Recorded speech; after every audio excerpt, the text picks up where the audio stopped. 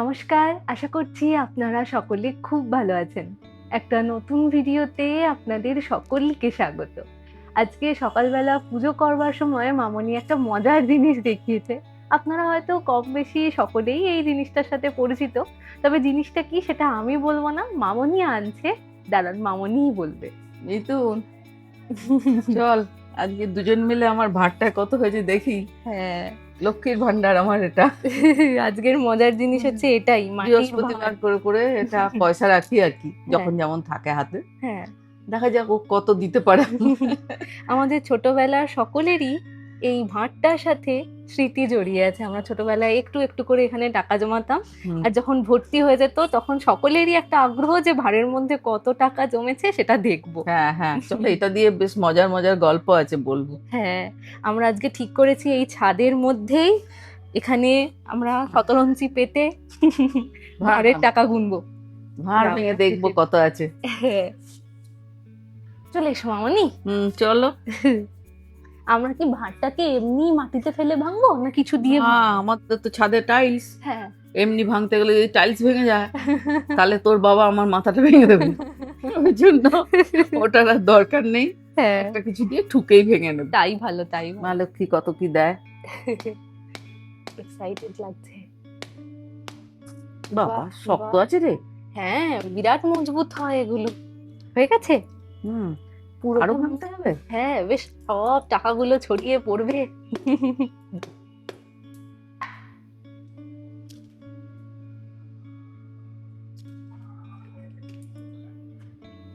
অনেক টাকা আছে মনে হচ্ছে মামনি। এইখান থেকে উঁকি মেরে আমি নোট দেখতে পাচ্ছি একটা বড় নোট। চলো। ওরে বাবা, অনেক অনেক। টাকাগুলো আটকে যাচ্ছে। হ্যাঁ, কয়েন গুলো পড়ে গেছে দেখি। ওরে বাবা রে, 10 টাকা 20, ও বাবা এটা 500 টাকা। এটা কতদিন ধরে তুমি জমাচ্ছ? হ্যাঁ, 1 বছর বেশিও হতে পারে। আচ্ছা। ওটা আমার অত নেই, প্রতি বছরই একটা করে ভর্তি হয়ে যায়, ওটা হ্যাঁ, ভাঙি আমার হ্যাঁ। একটা নতুন রাখি, এরকম আর কি। আগেকার দিনে ব্যাংক ছিল না, কিন্তু সকলের কাছে ওই রকম ছোট ভাঁড় বড় এক ছিল। একটা ভাঁড় ছিল। হ্যাঁ, কর্তার পকেট মার হতো বা মাসিক খরচা দিয়ে যেত যেটুকু বাঁচতো।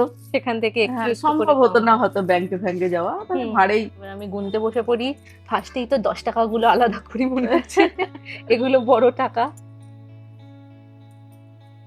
সেই এরকম সিঁড়ির মতন লম্বা লম্বা করে দাঁড় করিয়ে করিয়ে রেখে গোনা হতো। হ্যাঁ, ওইটা নিয়ে তো কত কাণ্ড হতো। আমাদের পিঙ্কি তো একটু ছোটবেলায় একটু সাদাসিধে বোকা বোকা, হ্যাঁ। আর দিদি একটু যেহেতু বড়, ও হুম। একটু চালাক ছিল। হুম।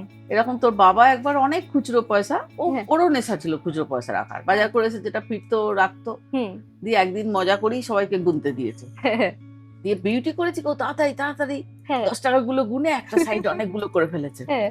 হ্যাঁ, আর পিঙ্কি কাঁদছে, মানে দিদির থেকে ওকে বেশি পয়সা নিতে হবে।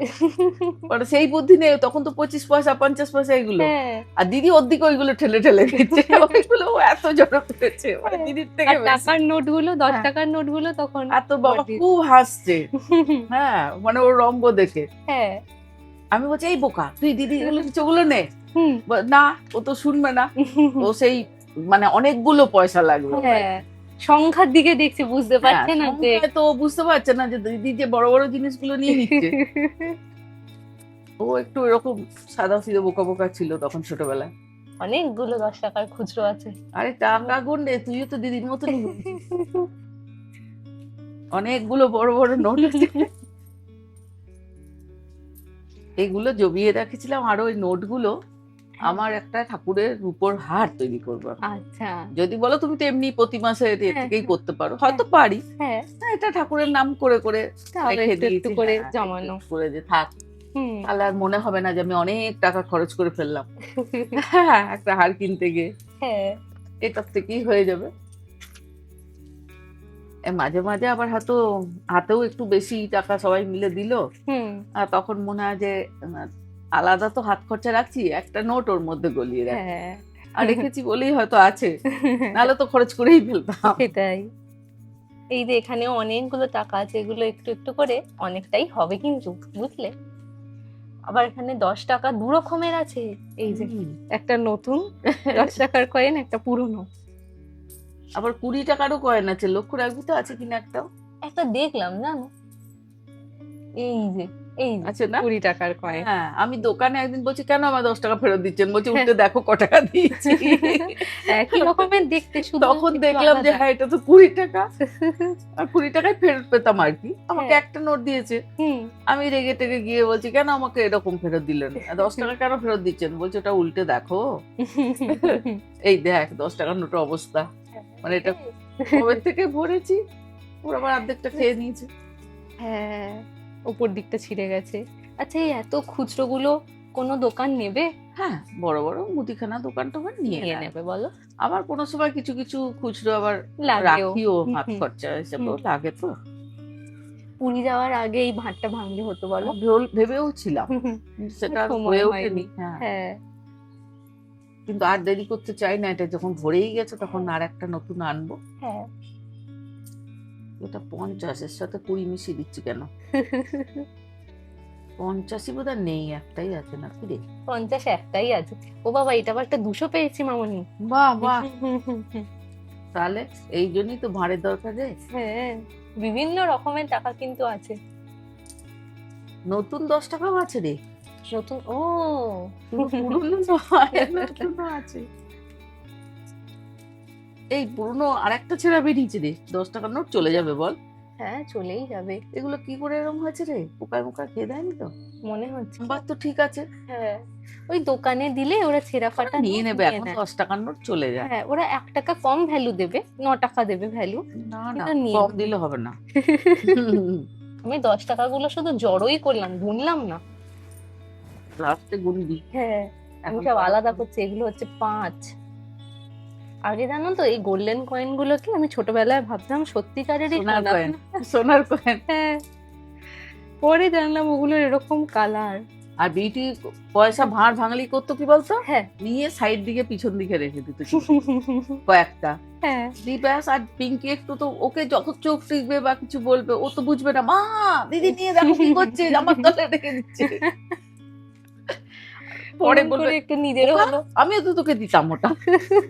এগুলোকে এই আলাদা ওদিক করি। ছিটিয়ে গেছে রে, হ্যাঁ, হ্যাঁ, দুটো একটা বেরোচ্ছে, এই যে ওই দেখ এই যে এই দেখ, বোঝো 10 টাকা মোটামুটি আলাদা হয়ে গেছে। টাকাগুলো মুড়ে টুড়ে ইস্ত্রি করতে হবে। আমাদের শৈশবে যেটা মাটির ভাঁড়, এখনকার দিনে সেটাই পিগি ব্যাংক। ধীরে ধীরে এই মাটির ভাঁড়গুলো উঠেই যাচ্ছে বলুন। নাহলে আমাদের ছোটোবেলাতেও আমার বাপি আমাদের 2 বোনকে এরকম 2টো মাটির ভাঁড় দিয়েছিল, আর আমরা সারাটা বছর ধরে একটু একটু করে তার মধ্যে টাকা জমাতাম। সব থেকে বেশি আকর্ষণ ছিল যেদিনকে ভাঁড়টা ভাঙা হবে সেদিনকে 2 বোন কত টাকা করে জমিয়েছি। আজকেও মামনের এই ছোট্ট ভাঁড় থেকে যে এত টাকা বেরোবে প্রথমে দেখে বুঝতেই পারিনি জানেন।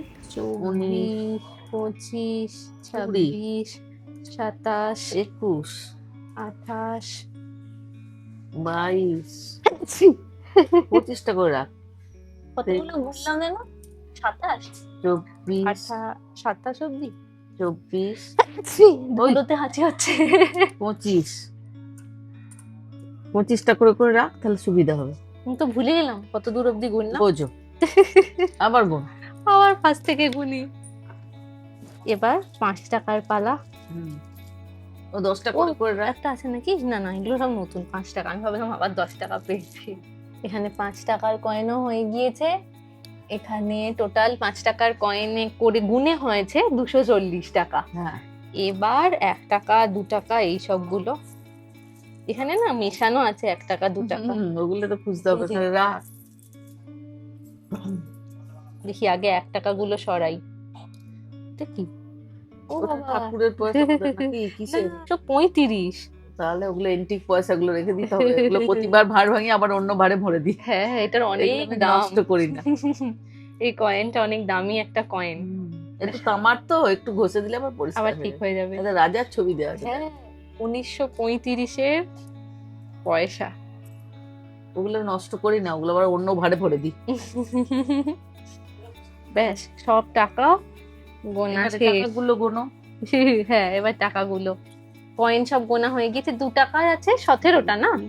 3, 4, 5, 6 হ্যাঁ 6 ছটা। মানে 3000 হুম 3000 এটা 200 হ্যাঁ 3200 200 100 টাকার নোট 3টে তিনটে মানে 200 আর 300 500 হুম মানে হলো 3500। হ্যাঁ এটা আছে 4টা হুম তাহলে 3500 আর এটা 200 মানে 3700। 700 আচ্ছা এটা আছে 1 2 3 4 5 হ্যাঁ 800 800 1 2 3 4 5 50 মানে 3850 টাকার নোট। হ্যাঁ এবার কয়েন গুলোকে হিসাব করে নিয়ে যোগ করে দেবো। হুম এখানে হচ্ছে 700, এখানে আছে 10 টাকার কয়েন, 5 টাকার কয়েন মিলিয়ে হয়েছে 245, হুম তাহলে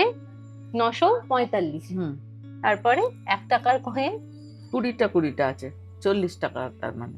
আচ্ছা 2 টাকার কয়েন 20টা, হুম হ্যাঁ তাহলে 40 কত 40 ছিল আমাদের? 945 ছিল। হ্যাঁ 945 আর 40 985। হুম আর ওখানে 1 একটা টাকার কয়েন কয়েনও 20টা 20টা। 20টাই রেখেছি 20 টাকা। 20 টাকা। হ্যাঁ তাহলে কত হয়েছিল? ব্যাস হয়ে গেল। গুলিয়ে তুই গেল। হিসাব করছিস? 985 বললাম, 945 বললি বোধ হয়। 45 বললাম, 85 বললাম। যা 945 আর এখানে 40, 985, হুম তারপরে আর 20। 1005। হ্যাঁ এই যে তার সঙ্গে আবার একটা 20 টাকার কয়েন 1025। 1025 আর এখানে আবার টাকায় কত ছিল? টাকায় ছিল, যা ভুলে গেছি আমি নিজেই তো। 3900 হুম আর 1025, 1025 অনেক টাকা হয়েছে মনে হয়। 4000 4925। না 4925 একটুখানির জন্য 5000 হলো না। আচ্ছা সাইড দিক থেকে একটু টাকা দিয়ে দিব, 5000। হ্যাঁ ঠিক আছে। এই হলো আমার 1 বছরে লক্ষ্মীর সঞ্চয়। ভাঁড়ের সঞ্চয়। অনেকটা হয়েছে, অনেকটা। যা ওই হয়েছে ছোট ভাতটাতে যে ওই, এতটা এই ধরেছে। দেখ আর একটা দুটো বেরোচ্ছে রে, বেরোচ্ছে বেরোচ্ছে, এই দেখ এটা 1 টাকা। 25 আবার 26 হয়ে গেল। এইটাকে নিয়ে তোমার 5000 হয়ে গেছে না, এটার অনেক ভ্যালু এটার অনেক ভ্যালু। 5000 হয়তো বেশিই হবে। হবে। হ্যাঁ কিন্তু থাক তবু রেখে দিই এগুলো। সেটাই। এগুলো সব অ্যান্টিক পয়সা, হ্যাঁ। 1935 সালের, মানে আমাদেরও জন্মের কত আগে, তোর হ্যাঁ। বাবাও জন্মায়নি তখন। না না, এসব জিনিস তো নষ্ট দিদাদের করবো না। সময়কার হবে কি তারও হ্যাঁ আগে হ্যাঁ হবে। হ্যাঁ ওটাই হয়তো আমার মাটার সমান। হ্যাঁ ওই জন্য এইসব জিনিস তো নষ্ট করা যাবে না, ওগুলো যত্ন অমূল্য করে রাখতে সম্পদ। হবে, অমূল্য সম্পদ। আবার নতুন ভাঁড় কিনবো, ও আবার নতুন ভাঁড়ে চলে যাবে। হ্যাঁ এবার এই টাকাগুলো দিয়ে কি করবে মামনি? চল এক্ষুনি সন্ধ্যে দিয়ে যাবো সোনার উপর দোকানে। চলো ঠাকুরের জন্য একটা হার কিনতে হবে আমার। ব্যাস, ঠাকুরের কাছে জমানো ঠাকুরের টাকা নাম দিয়ে করেই করেছি। ঠাকুরের জিনিস হবে। চলো তুলে নিচ্ছি। হ্যাঁ। তুমি কি কিছু নিতে চাও এখান থেকে? না না, দেখো ঠাকুরের তুমি আমায় কিনে দিয়েছো, তোমার তো একটা কিছু মজুরি আছে নাকি? দাদা ঠাকুরের হলেই ভালো। আচ্ছা চলো দোকানে যাই। চল। জয় মা। আবার কালকে একটা নতুন ভাঁড় কিনে আনবো, হ্যাঁ আবার তার থেকে শুরু হবে। 1 বছর আবার জমানো হবে। আবার জমাবো, যতদিন না জমে আর কি। 1 বছরই হয় না, হ্যাঁ। কোনো সময় কমও হয়, কোনো সময় বেশিও হয়। হ্যাঁ বাবা ব্যাগে করে টাকা ভরে নিয়ে যেতে হচ্ছে, আজ আমরা অনেক বড় লোক। 1 ব্যাগ টাকা। 1 ব্যাগ টাকা নিয়ে আমরা আজকে কিনতে যাবো, ছনছন করবে ব্যাগটা। হ্যাঁ, আজ আর আমায় কে পায়। পয়সার থলি নিয়ে আমরা চলে এসেছি গয়নার দোকানে। দোকানে ঢোকবার সাথে সাথেই সবার প্রথমে চোখটা আটকে গেল এই হারটার দিকে। কি সুন্দর দেখতে না? তবে কাকু বলছিলেন এটাকে হার হিসাবেও যেমন পরা যায়, তেমন কোমর বন্ধনী হিসাবেও পরা যেতে পারে। মামুনি অনেক দিন আগেই সন্তোষী মায়ের কাছে একটা হার মানসিক করেছিল, কিন্তু নানান রকম কারণের জন্য সেটা আর দেয়া হয়ে উঠছিল না। তো আজকে যখন মামুনির ভাঁড়টা ভাঙাই হলো, তখন মামুনি সবার প্রথমেই ঠিক করলো আগে এসে ওই হার তৈরি করা হবে। আর কাকুকে বলতেও কাকু একেবারে হাড়ের স্তূপ বার করেছেন, সেখান থেকে আমাদেরও 1-2 পছন্দ হয়েছে, তো সেগুলোই এখন ওজন করে দেখা চলছে। আর শুধু শুধু হারটা না নিয়ে ভাবলাম তার সাথে একটু লকেটও নেওয়া যাক। এবার ঠাকুরের জন্য হার নিচ্ছি তো অন্য রকমের কোনো লকেট না নিয়ে ভাবলাম একটু ডিজাইন করা লকেটই নিই। চলুন, আমাদের হার লকেট দুটোই পছন্দ হয়ে গিয়েছে। এবার কাকু বিলটা করবেন, ততক্ষণ ভাবছি একটু অন্য রকমের জিনিসও দেখে নিই। কাকুর দোকানে দারুণ সুন্দর সুন্দর জিনিস রয়েছে। এটা হচ্ছে রূপোর জগন্নাথ, বলরাম, সুভদ্রা, আর এটা রূপোর গাছকৌটো। সচরাচর দেখতে পাওয়া যায় না বলুন। লক্ষ্মী ঠাকুরের জন্য বা অনেকে তো বিয়ের সময়ও গাছকৌটো নেন, তাদের জন্য বেশ ভালো হবে। লক্ষ্মী গণেশ, লক্ষ্মী গণেশ এগুলো আমি কাকুর থেকে নিয়ে গেছি হ্যাঁ, আলমারিতে হ্যাঁ। আছে। খুব সুন্দর 4 হাতের মা লক্ষ্মী। খুব ভালো ভালো জিনিস দেখ আছে। হাতে দেখ না, দারুণ দারুণ, এই পুরো খুব সাতটা। সুন্দর। হ্যাঁ, এটার উপর প্রদীপ। হ্যাঁ, এগুলো দাম লেখা আছে না? না, এগুলো সবই ওজনে। সব ওজন 40 গ্রাম ওজন আছে। ছোট্ট থালা, 32 গ্রাম। আই বাবা, অনেকটাই। অনেকটা সলিড একদম। হ্যাঁ, সলিড তো ওগুলো। 32 গ্রাম, ভারীও আছে। আর ডিজাইনটাও খুব সুন্দর। হ্যাঁ, এই যে সাইডের যে ডিজাইনটা কি সুন্দর। 8424 টাকা। আচ্ছা, 8,000 আমার ঘরে পয়সা জমাই। দিয়ে গোপালের জন্য হার দেওয়া হয়েছে, তারপর গোপালের জন্য একটা থালা নিয়ে যাব। হ্যাঁ, ঠাকুরের নাম করে করে তো জমাই আমি। গয়নার দোকানে আসবো, গয়না দেখবো না, তা কি কখনো হয়? কয়েকদিন ধরেই দেখছি এই রূপোর পলা বাঁধানোগুলো খুব চলছে। কাকুর কাছেও দেখলাম খুব সুন্দর সুন্দর ডিজাইন রয়েছে। চলুন, আমরাও একটু পলা বাঁধানোগুলো দেখে নিই। ততক্ষণ আজকের ভিডিওটা এখানেই শেষ করছি। আজ তাহলে আসি, আবার আসবো নতুন একটা ভিডিও নিয়ে। ততক্ষণ সকলে সুস্থ থাকবেন, সচেতন থাকবেন, আর সকলের খেয়াল রাখবেন। ভালো লাগলেই ভিডিওটাকে একটা লাইক করে চ্যানেলটাকে সাবস্ক্রাইব করতে পারেন।